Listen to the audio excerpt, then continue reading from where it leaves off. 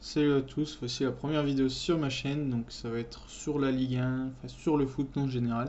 Donc ça va être une vidéo par semaine sur la Ligue 1 qui va faire un peu un débrief. Et peut-être qu'au fur et à mesure, il va y avoir d'autres vidéos qui vont arriver sur d'autres ligues, sur l'Europa League, la Ligue des Champions quand il y aura. On verra. Voilà. En tout cas, n'hésitez pas à interagir dans la vidéo, à dire ce que vous en pensez dans les commentaires. Et franchement, n'hésitez pas à me contredire si vous pensez l'inverse de moi, dites-le dans les commentaires. Et si vous êtes d'accord avec moi, dites-le aussi dans les commentaires. Donc j'espère que la vidéo vous plaira, c'est la première.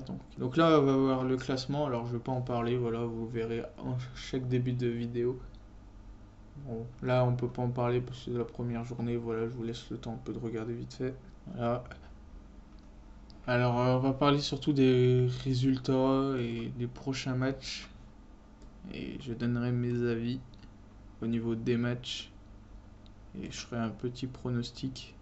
Et n'hésitez pas vous aussi à parler de si vous avez vu les matchs, qu'est-ce que vous en pensez de votre équipe. Donc voilà.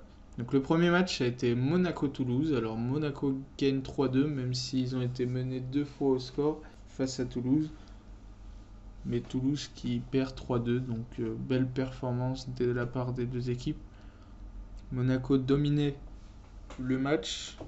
Alors Monaco, ils ont une super bonne aisance technique, une bonne attaque, une bonne défense, un bon milieu. Sauf ce qui manque, c'est quand même Bakayoko. Franchement, c'était le bloc au milieu où personne ne passait, qui faisait toutes les interceptions et tout, et physiquement tenait la baraque. Et justement, c'est ce milieu-là qui manque à Monaco.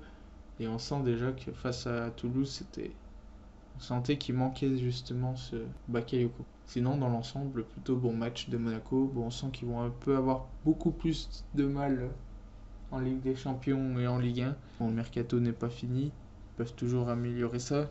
Et ces premiers matchs, mais en tout cas, c'était mon impression. On va passer au PSG. Le PSG qui a gagné 2-0 face à Amiens, promu. Alors, Amiens qui a fait de belles choses. Enfin, je veux dire, ils ont eu un goal qui a quand même fait pas mal d'arrêts et qui les a quand même pas mal sauvés, mais il y a eu 2-3 contre-attaques qui étaient pas mal. Bon, ce qui est dommage, c'est que voilà, c'est face à une défense c'est une défense qui est super dure à battre, même pour les grosses équipes. Alors pour les promus, c'est assez compliqué. Bon bah l'OL, mon club de cœur, je suis lyonnais, donc je suis pour l'OL. OL qui a fait un bon match face à Strasbourg, 4-0, donc il y en a qui diront c'est Strasbourg, mais moi j'ai envie de dire un truc, c'est que 4-0, promu ou pas, ça fait quand même un beau festival offensif. Pareil pour Guingamp qui en plante 3, ils s'en prennent un. Bon, au début c'était mené. Alors Guingamp, pour moi, Guingamp va être dans les 10 premiers, parce que franchement ils font de belles choses depuis quelques années. Il n'y a pas si longtemps que ça, enfin il y a quelques années quand même, mais ils ont gagné la Coupe de France. Donc c'est pas mal quand même pour un club de cette envergure. Et on sent qu'il y a quelque chose, ils ont un bon entraîneur, il y a des bons joueurs. Donc c'est plutôt pas mal. Rennes 3, enfin 3 à Rennes.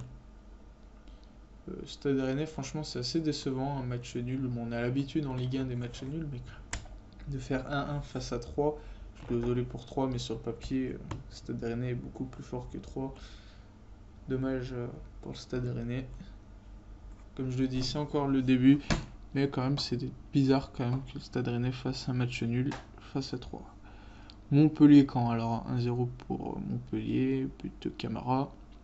Saint-Étienne-Nice, but de Bamba à la 4ème minute, ils sont marqués assez rapidement. Nice manque beaucoup de joueurs, bon il y a beaucoup de recrues qui viennent d'arriver juste hier. Je parle de Schneider et de Saint-Maximin qui vont apporter beaucoup d'aide à l'équipe qui a joué face à Saint-Étienne et qui avait eu un peu de mal. Alors Lille, Nantes, pas mal, enfin un match pas mal quand même, on peut le dire. 3-0 pour Lille, belle équipe, on sent qu'ils peuvent faire quelque chose cette année, vu l'effectif qu'ils sont en train de construire. Angers-Bordeaux, 2-2. Alors Angers, c'est quand même un club qui pour moi, enfin ça fait déjà 2 ans qu'ils sont en Ligue 1, je pense qu'ils vont encore se maintenir cette année. Je pense qu'ils vont se maintenir encore pendant longtemps et pas vers la 17-16e place, mais autour de la 10e place. OM Dijon, 3-0 de la part de Marseille. Le club de Franck Macourt qui a quand même été pas mal renforcé depuis quelques recrues tels que Luis Gustavo, Rami et, et Valère Germain.